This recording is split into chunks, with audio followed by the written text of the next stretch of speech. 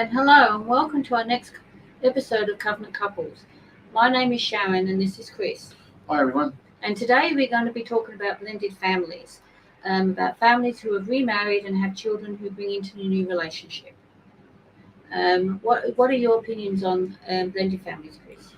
Well, from my perspective, Sharon, obviously a blended family, is usually when a couple meets, someone's got kids already, and then they get married, obviously. But in terms of blended families, in what ways would we say there could be different challenges? Would it be depending on the ages of the children, Sharon? Yes, but if they're young children, they come into a relationship with their mother, so they have to get used to having a stepfather, a stepfather in their relationship, and it's also them getting used to having a different man in the house. When they're teenagers, they can be a little bit harder, but they still have to get used to having a new mother or a new father in the relationship. And that's just a matter of working it out together and trying to blend in, especially if they've got children from other relationships. You've got the mixed children, you've got children from one partner, and you've got children from the other partner. So you've got the mixed children as well as not just the step parents. You've got step children, step sisters, and step brothers. Well, obviously, it's more common that it's the woman who brings the young children into the relationship, but that's not always the case. It could be the man who's the custodial parent. I've been in the situation where I'm the young guy who's getting married in my first marriage, and the woman had a child, and that presented some challenges. And this is my second marriage. So for Sharon and I, we had children that had left home, but we're still relatively young for me. So I always knew there was going to be a possibility, Sharon, where my son rather, and my daughters may come and live with us one day. Yeah. So that kind of presented some different challenges as well. Yeah, especially when your son Nathan came to live with us. I mean, he was challenging as it was because he was in his mid-teens. He has a high functioning autistic, so that was an extra added problem on top of it. We worked together. He knew how to. We had to set up rules and boundaries for him. He went to school. He did really well. But the issue with Nathan living with us was also his mother. He had to go and see. He wanted to go and see his mother, so we had to make arrangements for him to see his mum. And then there was issues when he came home because he didn't want to come back, and then we had to kind of work on get back to the boundaries of what he had in this house because he obviously wasn't getting to the same boundaries when he was living with his mother. But we handled that, and he managed to adapt to that, and he did really well. And it's just hard. It's hard with someone like Nathan, but it will probably be harder with other children as well. What do you think, Chris? Well, one of the things that we talked about, and one of the things that was recommended to us, was to have what they called was a transition plan, because every home has a culture, every home has a set of ways that you like doing things together, and obviously the child will be used to the way that you're doing things, be they a child, be they a teenager. And so one of the things that we had suggested to us, which did help, was what is the transition plan? How are you going to approach reintegrating them back into the culture of your home? For example, are you going to ask them questions when they first get back? Are you going to give them some space? So our strategy was, because my son is Asperger's and autistic, was just welcome him back home, understand that he might be a bit frustrated. Maybe he wants to vent. Maybe he didn't want to come home because he was happy at being at mum's. It could be some emotional challenges to deal with. And so also just understanding that, he might need that space, and also realizing that this could have been some expectations on his behaviors which were less than maybe the expectations that you set. So trying to understand there might be a bit of confusion for him or her because he or she's got to readjust to the cultural expectations and behavioural expectations for the home, Sharon. Yeah, and also as a couple, you have to have your own boundaries. You have to kind of work together and be on the same page. You can't contradict each other when it comes to that child. Yes, that's important. And never have an argument or a disagreement in front of that child, because it just lets them think that they can get away with what they want to. So you just kind of do that on the side, and you try and work together so that they both know, the children know that when they are doing something wrong, they know that they can't go to their parent or they can't go to the step parent. They know that they both got to get the same decision no matter who they go to. Yeah, that's really important. I have seen situations where, maybe a parent is not happy with the way the other parent is dealing with that child, and that could be in a home situation where both parents are biological parents. So it's not specific to step families by all means, but it's just so important that if you're not happy with how the other partner is dealing with the children, that you don't bring it up in front of the children. But one of the things that I talked to Sharon about, part of our transition plan, was understanding that when the child comes back home, whether they're a young child or teenagers, they may very well relay back to you some of the things the biological parent has said to you. In my situation, my ex would say something to my son, which would be relayed to me. Now, I can't say that I always handled it properly at first. I would react, I would get upset. It's really important, even if you have to say a little prayer, Lord help me, because I started to do that, that when the child starts letting you know that the mother's been saying this about you or that about you, you could also even feel like a protective instinct kick in. Why are they saying it to you? That's not right. They shouldn't be doing that.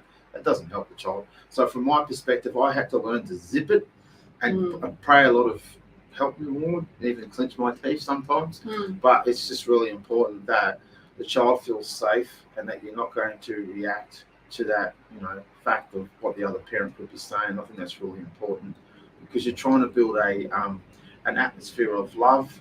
You're trying to build an atmosphere of where the child can feel safe. And I don't feel, for me, that I always did that, and I didn't always adhere to that, but I did get better at that. And I felt that that was providing more of a safe environment where my son could, if you like, land back into the culture, come back home and know that, yeah, you're home with us. This is how we do things. You've got space to readjust to how we do things again, Sharon. And also, you might find too, when the child comes back from their biological parent, mum or dad, that they may have had a good time, and they might not want to come back here. Or they could have had a really upsetting time. They could have got really angry, really upset, and they've come home. They've come back to their home, which is where they're living with you, and they're angry and they're upset. And you just have to give them some space. It's like that used to happen to Nathan quite often. He'd come home because he didn't want to come back, or he was upset because it didn't go the way he planned it to go, and he just let him stay in his room, watch the TV. Just let him vent, let him be on his own sometimes, and just let him be fine. And then he would come out and he would talk to us and explain to us what had happened. But one important fact is never run down the other parent to your child. Yeah. Never ever do that, because it just makes them they will go back to them they will go back to their parent and say that. So as Chris was saying, Nathan will come to us because something his mother had said. So we never tried to. We did do it occasionally, which we thought we realised afterwards that we shouldn't. But you should never run the other parent down in front of that child, because it just makes them feel bad, and then they start reacting, and then they could actually get angry with you. So you try and not do that, and just let them be on their own for a while. And if they're teenagers, it's you'll find that most of the time when teenagers want to be on their own anyway. I did when I was a teenager. I never had broken family. My mum and dad were still married today. And I just wanted to be on my own, just wanted to be by myself, watch the TV or read a book or listen to music. And if they want to do that, let them, because, teenagers are a strange species in their own right anyway. So they kind of just leave them on their own. They will come to you when they're ready to talk. And one of the things that, I probably would encourage any guy that's looking to get married and is getting ready to get married, usually, when you fall in love with a woman and you love that woman, you love the children, even though they're not your biological children.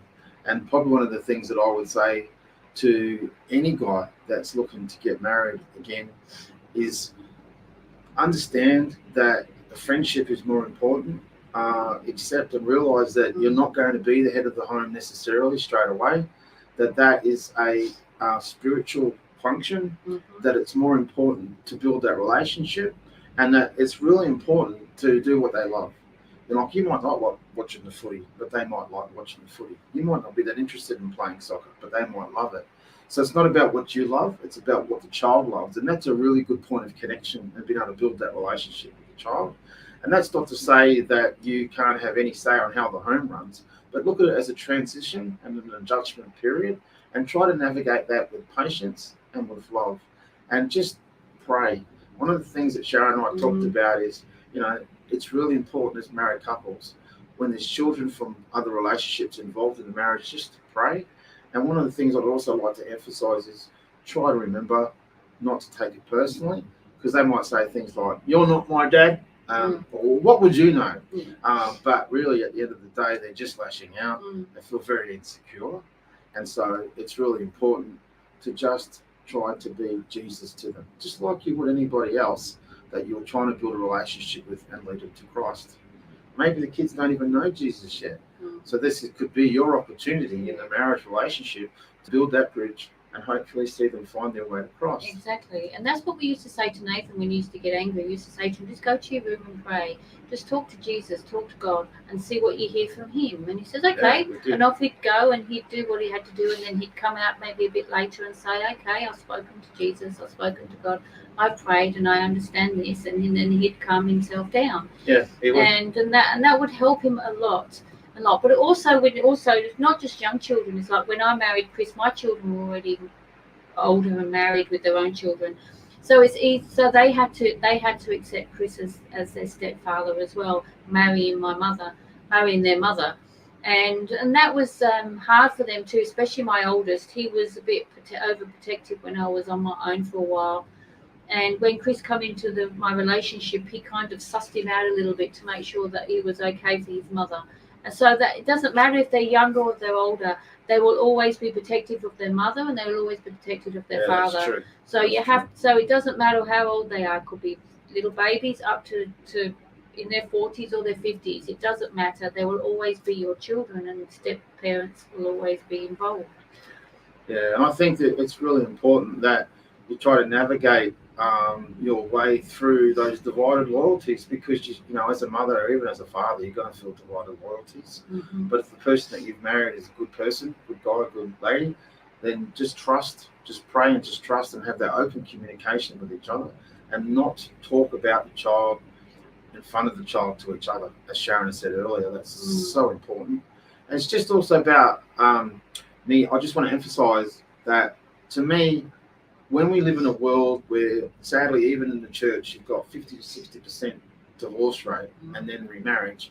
So blended families is a big factor in today's world in churches. And I just really wanted to bring this across with my wife, Sharon, that a covenant couple relationship is just as wonderful for a blended family as it is for a non-blended family. I remember once years ago, Sharon, I heard this telecast on 60 Minutes. It was about blended families, and one of the guys in the show, who's clearly doing it tough, said, there's no such thing as a blended family. They curdle. I dispute that, and I disagree with that, because I feel like as Christian people, as a Christian couple, as a covenant couple, we have the Lord that we can lean on, and we have the Holy Spirit, and hopefully you've got a good church support network that can help you navigate these challenges, these emotional minefields that teenagers are going to throw at you, especially young teenage girls. Yeah. Wow. That's a big thing for a guy to navigate through, believe me. And you've been through that. Oh, absolutely, I haven't. But it's not impossible. And what I mean is, it doesn't have to go off track. It can be tough. It can be challenging. There can be lots of things that you're going to have to go down, and you just think, how am I going to deal with this? Just be open and praying. Just be willing to reach out to help. Hopefully, you've got good pastors to talk to, and just know that it's not impossible. That with God's grace and with God's love, and just being united as a married couple, and keep those lines of communication open about what you're dealing with each other. Love and respect each other, even if your stepchild, is not talking to you properly, and you feel like maybe your wife or husband's not speaking up about it. It could be for a very good reason that they're not speaking up about it. There could be a right way for that to be handled, and it's definitely not in front of the other child. Sorry if we keep emphasizing that, but it just builds instability, and it just really fosters insecurity in the child if you keep reacting and keep speaking up to each other in front of the child. In front of them, yes. Yeah. All right. Well, I just want to say thank you. And sorry, I'm taking over. My wife's supposed to be the host. It's good to be in our studio again. Yes, it is, definitely. And if anybody has any questions, they're quite happy to respond to this podcast, this message. We can answer them later. Maybe we can have another episode where we can actually have discussion with other people and answer some of the questions what you're having issues with. Well, email address is actually info, I-N-F-O, at authenticvoices.life. And that's exactly right what Sharon just said. You know, we have the honour and the privilege of doing this in partnership with Pastor Gary and Pastor Amanda Hoban, who are the wonderful pastors of Refinery Life Church. And, you know, we're going to get them on. And, you know, they're in a situation where they've been remarried and, you know, they've had to navigate some of this stuff. We've spoken to other couples that are remarried and they're covenant couples and they've had to navigate some of this stuff too. Yes, exactly. But there's other things that we want to talk about, but we'd love to have an opportunity to maybe talk to other couples about it.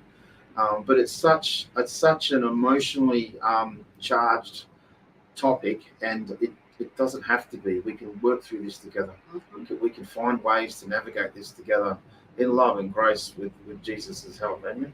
Amen. So thank you. Yeah, thank you. And hopefully we'll see you next week. Absolutely. Every Friday. Every Friday at 5 p.m. Perth time. It's Australia. Bye, everyone. God bless you. Bye.